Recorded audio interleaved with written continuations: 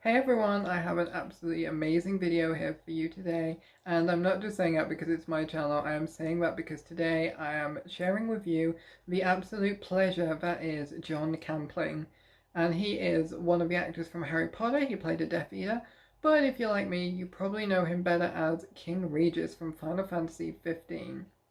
He actually shared with me via Cameo some of his creative passions, and he gave me some sneak peeks into the behind the scenes attributes, and I'm going to share one of those with you in the video.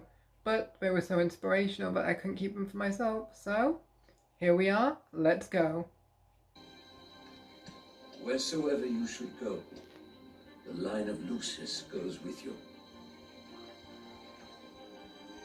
Otto.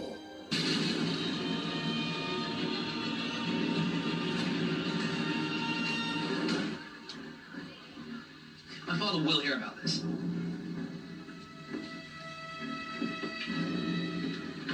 Hey, losers.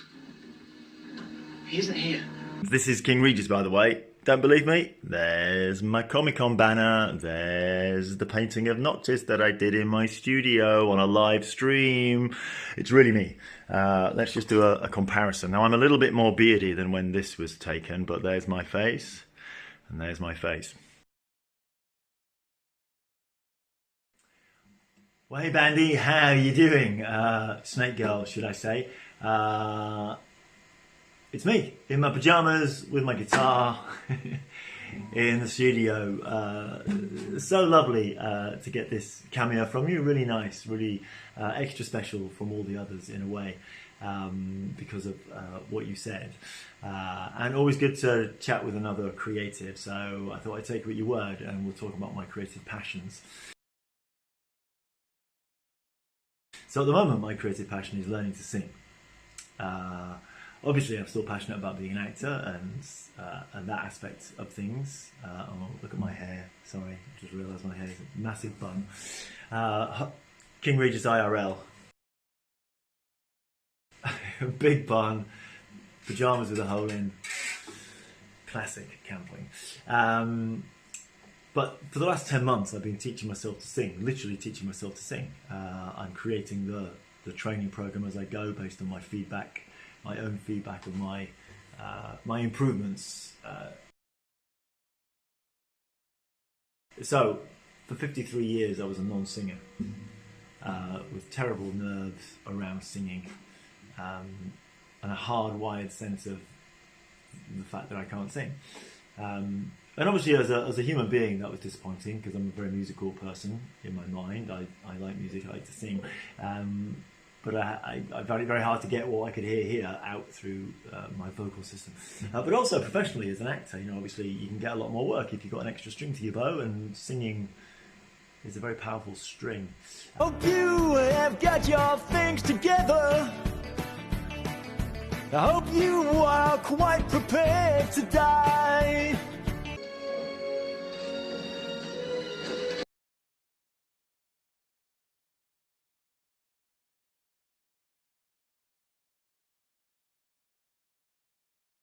So yeah, it's been an incredible journey for me as an actor and as a human being to be bestowed the crown of King Regis. And just a little trivia note: if you watch Kingsglaive again, when the scene where Arden Azunia comes to the palace to troll King Regis and the Lucians, if you didn't know, that's me as well. I did all the motion capture for Arden Azunia. So when you watch that again in that scene, just bear in mind that's me playing both those characters, talking to myself, which was an incredible couple of days.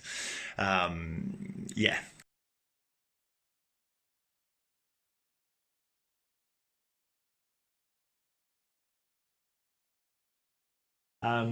So anyway, last year I decided that I was going to give it one final go, because I've tried to improve my singing several times over the last 30 years and always failed.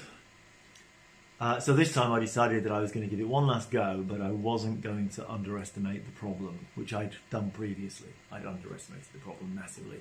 So first of all, I embarked on an assessment program where I assessed my singing skills or lack of, and also what it was that I was missing. And the results were devastating.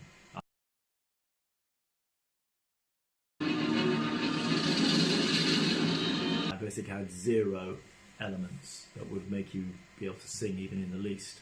No support. Basically my physiognomy, my physical being just wasn't blessed when it was born with any of the right things in the right place at the right level. However, the silver lining was that through research I realised most of it's musculature, and muscles can be changed, and the rest is partly attitude. The slightly unknown area was my sense of musicality,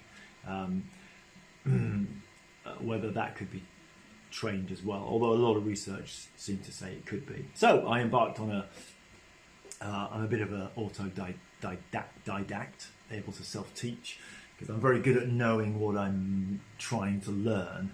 I'm good at knowing what I don't know and possibly why I don't know it, and so I'm good at creating a training system that perfectly targets my type of learning. I like practical learning, and I know I'm doing it right because I start to get an insatiable appetite for the subject matter when I'm teaching myself well. So yeah, I also knew that it would take time because I'm looking to change habitual habits of my diaphragm, my breathing apparatus, my lips, my tongue, everything. I'm going to untrain all of the badness of 30 years and then retrain it. So it's a long program. So I'm 10 months in. It's been great. It's been fantastic. And it just so happened that Twitch Sings, a game on the Twitch platform, a karaoke system, came along just at the right time. So I've harnessed that as my kind of tool. Wherever I wander, wherever I roam, I couldn't be fonder of my big home. The bees are buzzing in the trees to make some honey just for me. When you look under the rocks and plants and take a glance at the fancy ants, then maybe try a few. Massive pause here. The bare necessities of life will come to you. They'll come to you. Thank you, Your Majesty. But I do several things. I've got a singing teacher as well who just augments. Although it's my singing teacher, they're not teaching me to. They're not training me to sing. I use them as a yardstick to keep my training on track and to measure the results intermittently. Anyway. Just thought I'd tell you that's what I'm passionate about. That is my current creative passion. Changing my physical singing mechanism, changing it, transforming it, whilst also changing my brain's musicality. And I have, so I'm 10 months in, and I can tell you the answer to the question, can you change your brain? Yes, you can. I now have a much more active musical brain centre, wherever that is. So I hear music differently now. I literally hear it differently. This was brought home to me the other day when I was microwaving my porridge. Oh, actually, I wasn't. I was microwaving some stew that I'd made. Well, let's see how things are stewing.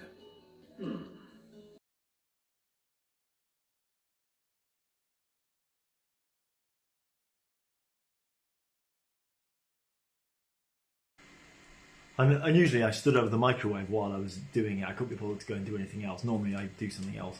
I'm a bit of a multitasker. But I just stood over the microwave and I heard the microwave, and for the first time I could hear all the notes that the noise of the microwave is comprised of. And I'm currently writing a song around the notes that are in there. 10 months ago I just heard microwave noise. It's a noise. Now I hear notes. I've dug out, the other thing I've dug out, because you're a writer, I've dug out some of my half-finished poems and songs, and I thought I might recite a couple to you. So there's a poem I wrote in 2006 called, it's called DEM, which is Deus Ex, what does the M stand for? Deus Ex Machina, kind of. But it's also called, I think I just called it Ever Darker, which is the first line. It's a bit abstract.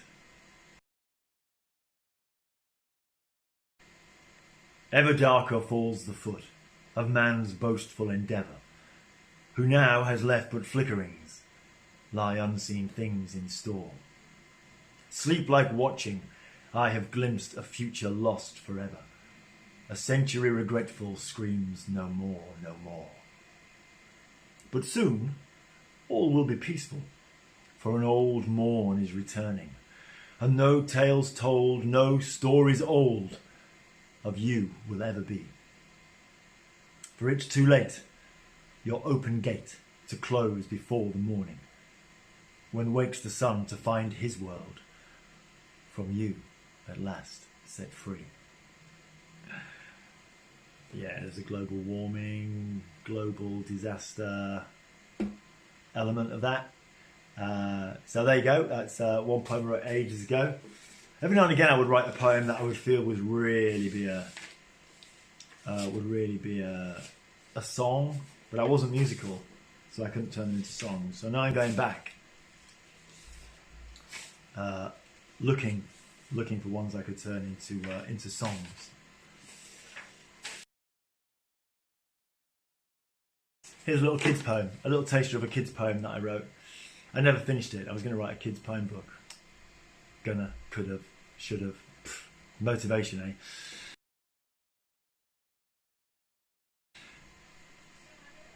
In a house just like yours, with windows and doors and all of the usual stuff, something strange happened to a kid just like you. Let me know when you've all heard enough. When his parents were good and did what they could to show him the way to behave, but for reasons unknown, he wouldn't be shown. So listen, perhaps you'll be saved. Like most girls and boys, he had lots of toys and played with them every day. But when he was done and asked by his mum, he just would not put them away.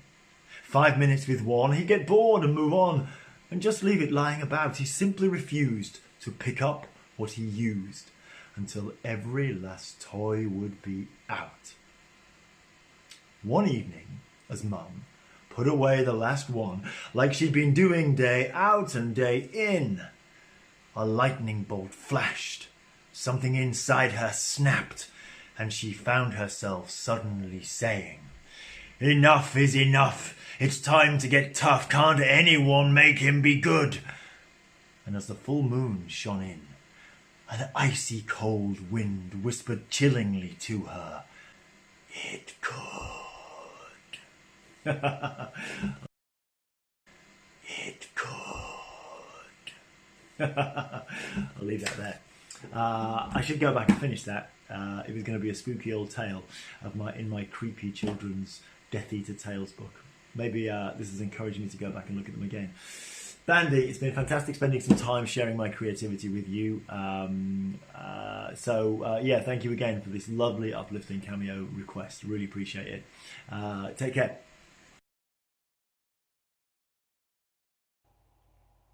Hopefully I'll have more videos like this in the future. There's definitely going to be at least one with Brian Barczak in. Until then, I'll see you on the flip side of the page. And another thing. Meow, meow, meow.